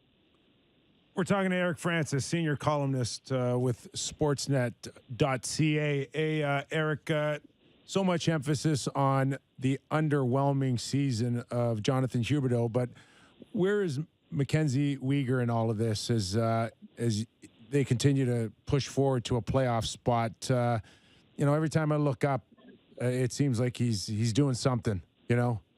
Yeah, you nailed it, Kyper. Like, last month or so, or maybe even longer, it's really clicked, and he's the Mackenzie Weegar that they figured they were acquiring in the trade last summer. So, you know, he's chipping in offensively, he's chipping in, you know, defensively. He's been really solid, and all the stats back that up. And then last game, Lucic tied the game in the third period with a huge goal for this team to keep their season alive. But the whole play that made it happen was a massive shot block by Mackenzie Weegar that, as you guys know, that just lifts the bench so big. He's on pain. You know, he's in so much pain on the bench, and everybody's giving him huge hugs, and he's just wincing and wishing he could go to sleep. And meanwhile, they score a goal because of him. So that's the kind of stuff that goes a long way, and he's really become a leader on this team, which is what they expected when they got him. Eric, give us a sense for who are some doghouse and who are some penthouse players for old Daryl Sutter. I know he is a guy who tends to like players who play a certain way. Are there some particular names who rank highly or at the bottom of his list? Oh, that's an interesting way of phrasing that. Like, I don't know who's in the doghouse, but clearly him and Kadri are not seeing eye to eye on a bunch of different things. Kadri is basically a third-line center now, and is playing with third-line wingers and getting third-line minutes, and that's not what they paid Kadri to come in here to be and do.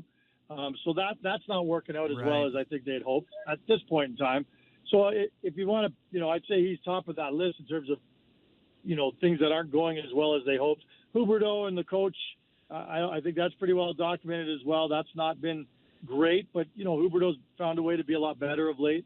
And then in terms of, you know, guys who the coach loves, anyone who ever won a Stanley Cup is Daryl's favorite player of all time. And it doesn't even matter if it's on his team or the other team. And Toffoli tops that list. Like, he's been praising Toffoli for years. He's the reason they traded for Toffoli last year. And good on him. Like, Toffoli's been their best player this year. Full stop, end of sentence. His numbers are incredible for him. His attitude, his timeliness with goals. Like, I'm not sure many people thought Tyler Toffoli could be a first-line winger and be as productive as he has been. Tomorrow night, it's the Winnipeg Jets, and people are questioning where their offense has gone, and it just seems like they're hanging on by a thread here. What do you see in terms of Winnipeg on where it truly fell apart for them in this back half of the season? Yeah, it seems like kind of like the Flames. It's kind of been a different culprit every night in terms of how they've faltered. What was it? January 13th? Someone told me they were leading the conference, and now they're on the cusp of potentially being knocked out of the playoff race. Like, that's an amazing fall from grace. And I got to tell you guys, like, just watching their last two games, they got 12 goals over their last two games and won both of them. And just watching their celebration on the bench and the ice when they score, like, it's almost like they're trying to manufacture excitement and, like, guys, we could do this. I know it doesn't feel like we could do it, but we could do this. Let's go. And so, maybe they have turned it around over the last two. We'll wait and see. Tomorrow night's going to be great. Like, not sure when the last time anybody ever said, I can't wait to watch a Calgary-Winnipeg game, but it would have been back in the 80s, I guess. But that's what's going to be the case tomorrow. It's a nationally broadcast game tomorrow, and it deserves to be. And everything's going to be on the line. Like, if all things fall into place tonight, they'll be going into tomorrow night's game dead even in points, guys. It doesn't get much better than that. No, with 4 games left in the season, super exciting.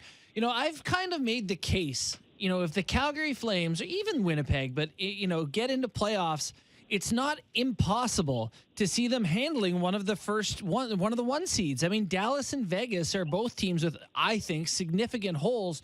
Could you see this team sneaking in and then kind of doing something interesting? Yeah, I could. I mean, I'm not sure I'm going to put money on it, but let's see who they match up against. I definitely know that they've beaten all the teams that they could potentially play in the first round. If they play Chicago in the first round, I don't like their chances. But if they play anybody else, the Flames could potentially shock some people. Like, I would say maybe the one that maybe not, because I still think they're the class of the West, is Colorado. And that whole phrase that Darryl used last year, which is, you'd hate to play Colorado in the first round because that's 8 days wasted. I still think that they're going to be the toughest out in the West. But no, Flames could hold their own against any of those teams, because what's always so dangerous about an 8 seed, and don't forget, Darryl Sutter took an 8 seed to win the Stanley Cup when he was with the LA Kings. He also took the Flames to the 2004 final after they barely squeaked in as the 8 seed. Like, you go in with momentum, you go in with a bunch of wins, you go in playing desperate in the playoff hockey ahead of everybody else. It can be a recipe for success. So, the one thing we said last summer, boys, the big debate in the city was, are they actually better without Tkachuk and Gaudreau, and with the changes they made? Well, we know the answer is no. But the answer that I gave was, well, they may not be better, but they might be better prepared for playoff success. So maybe we'll find out. One more for me, Eric, and that's just the Edmonton Oilers. And right on the heels of Vegas, we saw Vegas win a 4-3 shootout last night to distance themselves somewhat. But is this the team now that probably is the scariest one for other teams to match up against? And is Ekholm the main reason? Edmonton is terrifying right now. I think if you're any team in the league, you're looking at them going, really? Like, everybody knew what their problem was, goaltending and defense, and they went and addressed both. I mean, Campbell wasn't the answer, obviously, but, they kind of fell into Skinner, who's been, very capable all season long. So I would agree with you. Not only do they have arguably the two best players in the world, but they also have some of the missing pieces that led them to fall short last year in the conference final. So I absolutely think that they're the scariest team right now. I mean, again, Colorado is still the class of the West until proven otherwise, but Edmonton is on some crazy roll right now, and it wouldn't surprise me if they ended up winning the West. No, for sure. All right, last one for me, Eric. Just want to get your thoughts. If they don't make playoffs, what happens with Sutter and Tree Living? Your guess is as good as mine. I don't think both survive. I think one goes, and there's a chance that either one would go on their own volition, like decide that they don't want to come back. I don't see that happening if it was Sutter, but I could see that happening with Tree Living. So there's so many chips that have to fall, not just in Calgary, but around the league. Because, for Tree Living to leave, there could be some real interesting opportunities that open up around the league where he might say, you know what, I think it's time for a new challenge. And I think all these other teams in the league would be very interested in a guy like Tree Living to be their GM or maybe their president of hockey operations. So your guess is as good as mine. If they make the playoffs, I'm not sure it changes anything. If they go on a large playoff run, that could change everything. So we'll have to wait and see. Put it this way, I was planning and was all excited to go cover that New York series in the first round. But then and the wheels were in motion. And because that's, 2 weeks in Manhattan, who doesn't love that? But to be honest, there could be so much carnage in Calgary. I can't leave this place anytime soon after the season ends because I think there'll be a ton of carnage. And you guys know I love carnage. You were going to go see Hamilton, get some Italian food, and here you are. I got to cover that. Something tells me It might be interesting to see where that stuff lies after these two games. For sure. Eric, really appreciate your time, man. Thanks for doing this. Boys, thanks. And Kyper, hey, thanks for the great intro. Whatever you betcha. I'll get Sammy to text it to you after the show. There you go. Thanks, I Eric. need Eric proof. Francis, senior columnist, Sportsnet, sportsnet.ca. Potential red wedding in Calgary. How many questionable management teams are out there right now, do you think, out of 32? If you kind of What a great question. Yeah. went down the line, and one of them's in blue and white. Well, we look no further than your backyard, Mr. Kyper. we do have a sense that right here in Toronto, that it's a very important first round for many reasons, including what we believe that might be the future of Kyle and Sheldon. Tell you what, the New York Islanders were to fall out of the playoffs, if they were to lose, you could talk me into that becoming interesting. They've just got UBS Arena. They decided to go all in. They want playoff games. They traded for Horvat. Are you speaking of Uncle Lou? Grandpa Lou, yeah. Come on. Well, I mean, they put a lot of pressure on this team to make playoffs now, this year. They got to make some money back. God, is it tight? 85, 86, and 87. Yeah, and the Islanders have one fewer game played, pal. Florida, Pittsburgh, and the Islanders all within 1 point of each other. Yeah. The Isles have 3 non-playoff teams to close it out, but they do have Tampa coming up. That's tough. Florida has Buffalo tonight. Pittsburgh has New Jersey tonight. There could be a switch. Yes. Go ahead. I was going to say, what is fascinating is the way that, Florida and Pittsburgh both have 3 non-playoff teams and 2 playoff teams. But Pittsburgh plays the 2 playoff teams first. Florida's are last, so they may get less effort, less lineup. Like we talked about Joe Woll playing for, by the time they get the playoff teams, they may not be dressing playoff lineups. So to me, Florida has a bit of a leg up with the way their schedule falls. Toronto, one of those games for the Florida Panthers to close out their season. It's Toronto and Carolina, game 81 and 82. It'll be interesting to see. Well, Pittsburgh wraps up with Chicago, Columbus, which and Columbus. Trying hard. Oh man, those teams are dressing the 3 of us. But I'm just looking at, you mentioned about how many teams around the league are solid. You're looking at the bottom of the standing. It's a lot of these teams have just kind of hired new. You look at Chicago; it's pretty new. They know what they're doing, right? Mm-hmm. Yeah. Anaheim, Pat Verbeek. How long's he been there? 2 years? Year. Columbus. San Jose, pretty new. Montreal, pretty new. Philadelphia, brand new. Vancouver, brand new. It's a lot of teams that are at the bottom of the standings that are very. No. Similar. The changes will come with high expectations and disappointment, disappointing results here. Where does that happen? That's we're talking around the playoffs here. Well, where does that happen? Right. So Toronto is one of them.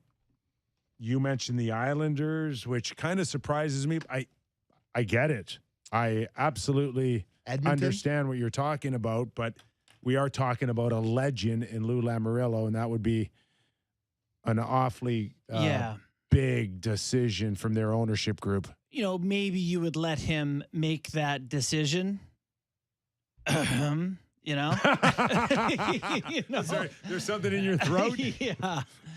Would you like to? You know, they missed the playoffs last year. Yeah. Don't feel my foot on your back, but if you'd like to leave of your own volition. Edmonton? Go ahead. Edmonton on that list? Tough to argue with the moves they've made. But isn't Ken Holland free agent? Is in what year of a 5-year deal? I thought it was, isn't this the last year? Is next year his last year? This isn't the last, I don't think. Is this his third full season? Third or fourth. I'm not sure which one it is. Well, if it's fourth, then next year would be his last year. Yeah. He's fine. Nothing's happening there this offseason. Listen, they lose in the first round. Mm-hmm. I mean, I'm telling you, all bets are off. So I don't wish that on our fellow Canadian franchises, and we followed them closely this year. We've actually covered them, I would say, the second most of any team. Absolutely. We've talked a lot of Oilers. Yeah. It would be interesting to watch how Connor McDavid would handle a first-round exit. Like, just because he's so competitive, so passionate, it would be really hard to see him going, be back next year and we'll be better for it. Bye, guys. Like, fire and brimstone, I think. You're cool. That's the Leon. I'm out. He took over in 2019, 2020. That's where Edmonton just has someone with him all the time. Yeah. Just to keep an eye on him, keep him Just happy. to keep an eye on him. Yeah. He's your personal butler. Yeah, I agree with you. Like, that would be based on where they are right now and the mindset and how Ekholm has come in and really just changed the whole feel and the vibe and how he has 2 more years, right? And he's the Skinner's still the wild card here. Yeah. If Skinner kind of falters here, there will be criticism on Kenny Holland making the wrong decision on Jack Campbell. That's a good point. You know that's coming. That's really the only place you look at this roster and you go, he really may have made a large mistake there. Nurse as well, I guess. The other team, which I find real interesting, is Pittsburgh, because they went through an ownership group. The Fenway group came in. I think they inherited Brian Burke and Ron Hextall. There's been a ton of pressure on Ron Hextall. Berkey doesn't appear to be that linked towards the players currently on the roster. It just seems to be more of the focus on Ron Hextall and where that ownership group is with Hextall in the offseason. If they miss the playoffs or make the playoffs and don't have a good showing, I don't think there's going to be much of a difference between making it or not making it for them to decide if they want to move forward with Ron Hextall. It seems like the most unhappy fan base that comes up in my timeline for a team that's going to be in playoffs, or around there. They're pretty upset with how things are going. So did Zito save himself here? Bill Zito in Florida, coming off of a President's Trophy and highest octane offense last season and high expectations, or was there just a thought that the salary cap issues were just going to catch up to this team? Yeah, I don't know. Tough to say a guy saved himself when you fall that far in the standings, but if they make playoffs, it certainly does look differently. And depends what spot you get. Like, if Carolina's going to be the 1 seed in the Metro and Boston's the 1 seed in the Atlantic, Carolina's they lost Svechnikov. They don't have Pacioretty. That's their goaltending is a question mark. I don't think it's past Florida upsetting them or Pittsburgh or Islanders. So that would change things for me too. outside of that, I think the only one that you're kind of wondering on is how the Washington Capitals feel about missing the playoffs. I really like what they did.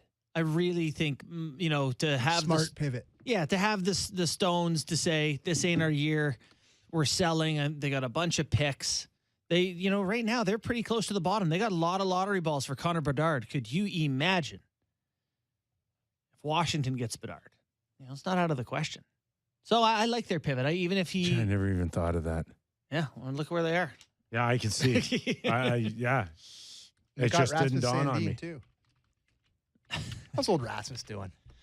Not great, Bob. No? No, not in the highlights I've seen anyway. Did he score another 5 points last night, or did he have the night off? Listen, boys, he's played 14 games. He's got 13 points. Yes. Oh, it's less than a point a game. Yeah, what a bum. He is certainly getting points. He is playing lots and lots of hockey. Do you want to talk about that really insane story that I feel like we have to mention? Oh, gosh. Yeah. All right. So I'll just read this. The Russian Hockey Federation confirmed the death of Andrei Mishkov. So Matvei Michkov is the projected number 2 overall pick this year. A year ago was him or Bedard. Like, he's a highly touted prospect, a huge deal, this kid. And his dad, the Federation confirms the death of Andrei Michkov, father of 22-23 NHL draft prospect Matvei Michkov. Sports Express reports that Elder Michkov had been missing for the last 2 days, and his body was discovered in a pond. An investigation is underway. Jesus, that's awful. Dark and awful.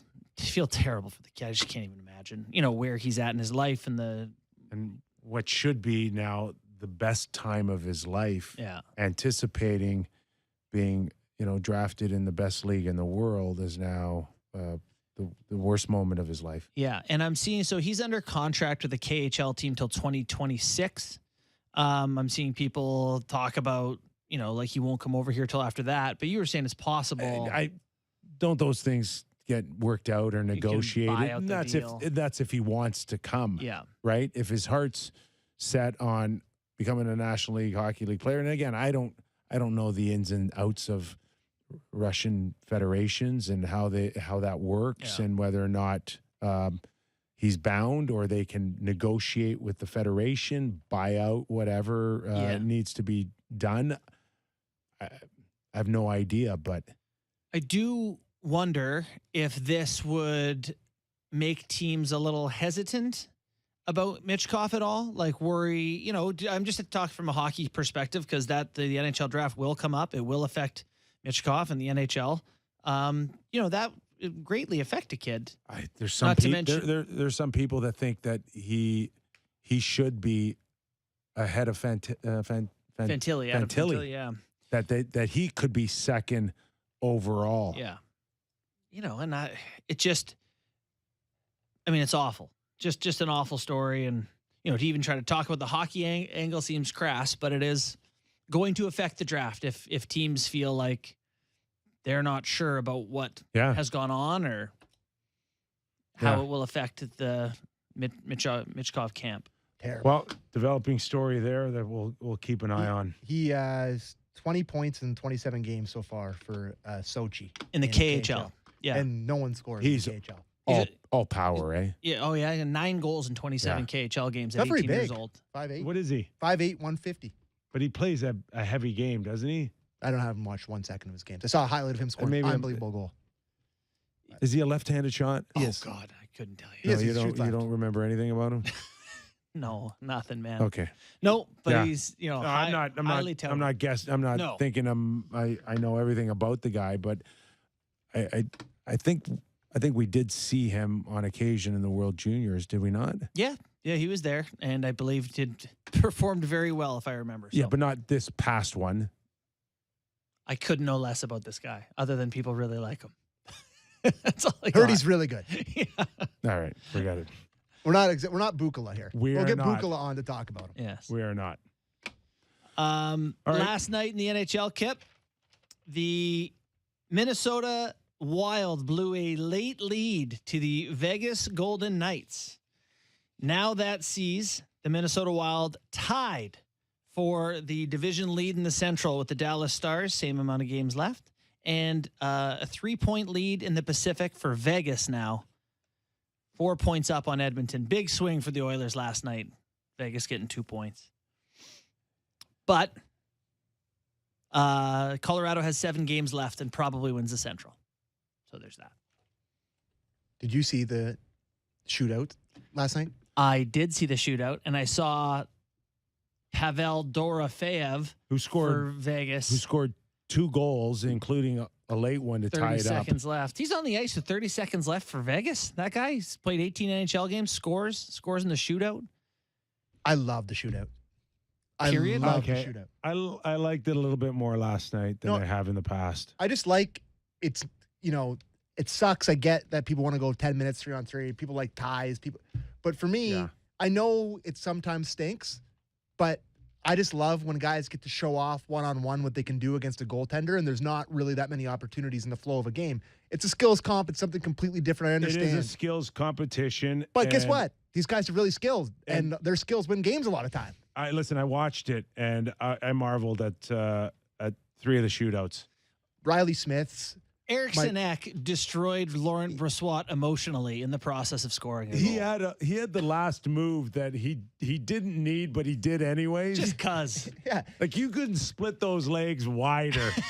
He could have skated right around him and shot it in the net. Went back to the final. You could have put a TTC bus through those legs by the time Ek was done with him. Yeah, I reminded me of Marchand ruining Samsonov's knee in the process of scoring because I thought Brossoit was just a damaged man after that. It was just cut it and shoot it in the back. Like, there was a wide open net, and he's like, cut it back, go through the 5-hole. To me, my favorite of all of them is Riley Smith, full speed, hard pump fake to the backhand 5-hole.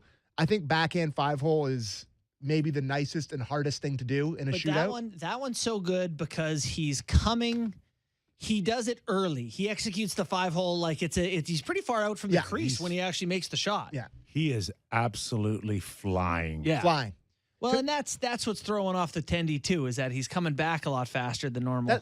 To me, that's like, and we don't need to get into the ins and outs of the shootout here, but I studied the shootout. I love the shootout. The Kuznetsov stuff is worth talking about. That's where the segue is, because you got Riley Smith coming 1,000 miles an hour, and then you got Kuznetsov, who's in a turtle race. He actually dumps the puck into the zone as he skates onto it. Like, he grabs it, he pushes it in, then he just kind of... Well, did you hear Gretz talking about this on the TNT panel? That they should have it be that you have an 8-second shot clock in the shootout. Yeah. And he also wants you to not be able to take the puck out of the zone on 3-on-3, which I also love. Yeah, let's not get too weird here, Wayne. But you can't bring it back out. It's like half the time spent. I'm not trying to change hockey, but I am fine with the shootout saying you can't.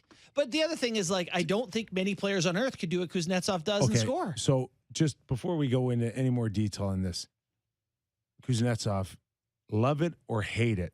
Hate it. I hate it too. Hate it. I am impressed by it. It doesn't bother me as much. Shocker. As, Genuine shocker there. As I thought it would. Yeah. Like, if you ask every player in the NHL to take a penalty shot at that speed, I don't know how many more guys can find a way to score. Patrick Kane. The hardest thing in the world is to score when you're barely moving. Yes. Right? The But goalie's he got can you do dead it. to rights. He can do it. Because he quick hands, man. Because of the skill. Yeah. So I understand why it's allowed. As long as you are advancing your position as slow as it is. Yes. If you want to go in there and score based on your hand still being quicker than the reaction of the goalie, why is Gretz and the rest of the world want to penalize him for that? I think it's against the spirit of the game. The idea is that we want to replicate a breakaway. We want to see a moment one-on-one, like this is a thing that happens, who's better at it. And this removes it from hockey and makes it slam not a ball replica. is to the NBA. There's no one chasing you. It's just you versus you might the be goalie. onto something here. Hey, how much better is the shootout with a chaser? There's 3 moves that work every time. Full speed, 1 pump low blocker, full speed, backhand top corner, full speed, Merrick Malik. The average shooting success rate is like 30%. But Franz Nielsen scored 50% of the time with backhand cheese every time. True. You want to put a back checker? You Yes, want I to do. start a guy? Oh on my the God, I line? love that On idea. one knee. No, that doesn't have to be one knee. Okay. Turn your mic on, Kyper. To try to catch him. I would love it. That's an awesome idea. All of a sudden, No, Pierre, it's not. Yes, it Pierre is. Engvall's stock goes through the roof. The guy ends up tripping him and he smashes into Matt Murray Yeah, and good- he's wow. out for 6 weeks. That's a great point. Man, you just killed the whole conversation because you're so right. You know, like Engvall's chasing from behind, 6'6", fast, and sticks a stick in your skates. I just wrote the line to you guys and then I just hook you right in. Really disappointed that got quashed so quickly. That would be the fear. Just go backhand top corner, full speed. So easy. It's so easy. Get out of here. It is. Say that again. Backhand top cheese, full speed is going to work at least I literally 50% had a of the blog time. called Backhand Shelf because Franz Nielsen was so good at executing that. Redeem Verbata every time. Backhand top corner. Okay, tomorrow we're going to do A live shootout poll. demonstration. No, a poll on how many people absolutely despise Kuznetsov's approach in a shootout. It's got to be like 60-40. It can't be much more than that. But- You but think to it's a your- big number? To your point, Kyper, you have to be absolutely gross at hockey to be able to And slow he down is. that. Yeah, he's so sick. Like, do you know how fast your hands have to be to beat a goalie going that slow? Goalie is looking at the puck while you're not moving. It's And really your only place to go is low blocker. As slow as he is, there's never a moment where you go, he's standing still or he's not moving or he's not advancing. He gets there, it's slow. So embarrassing for the goalie too, because you have to try the whole time in case he does shoot it. So you're just in super effort mode while he's being super swag. It's like a dad out there with his kid, eh? Bring back the poke check. I think it should be a diving poke check. The next time some goalie sees it, just take his legs out. And guess, he's going to beat you when you Can't go for the skate, poke check? Yeah, he's got no momentum to skate around you. And What even if would you charge him? What, like, Sure. like, Go play defense. This is the part that I often ask myself: if the goalie just went out there and just ran him, You can or come got out a of your piece crease of after him, they cross the or blue. just got, like, what's the next move? You going to give him a penalty? Like, what happens? You know, what does the league do? What's interesting is because he does push the puck in front of him. If after the puck entered the zone, Marc-Andre Fleury or whoever just coming out full sprint at it, just beat you to it. Be great. Love that. Even if you cuffed him in the head, what are you going to do? Well, do you remember, I forget what goal he was in the American Hockey League. He had a 2-on-0 against him, and he turned around, just pushed the net off the moorings. I forget who that was, but it's an amazing move. That was an all-time move. Might have been KHL, actually. Was it AHL? That's the or KHL? equivalent It was AHL, I'm pretty of sure. playing ball hockey and then someone's mom calling them in for dinner and taking the net.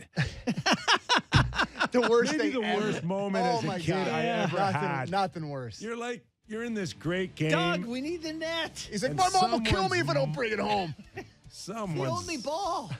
mom called them in for dinner. Come home and the street lights turn on, Sammy. All right, let's hope nothing like that happens tonight. No moms calling in NHL games. No comment. Nets. All right. Just like that, it's over. Luke Fox, Jody Shelley, Eric Francis. How much time do we have? Much. 20. Anything you want to add? Really Give me enjoyed a score tonight. The show Leafs score today. half a dozen goals tonight. 5-1 Leafs. 6-2. 5-4 OT Leafs. Oh, my God. Stop it, Sammy. Good Enjoy call. the game, everybody. We're back tomorrow. Real Kyper and Bourne.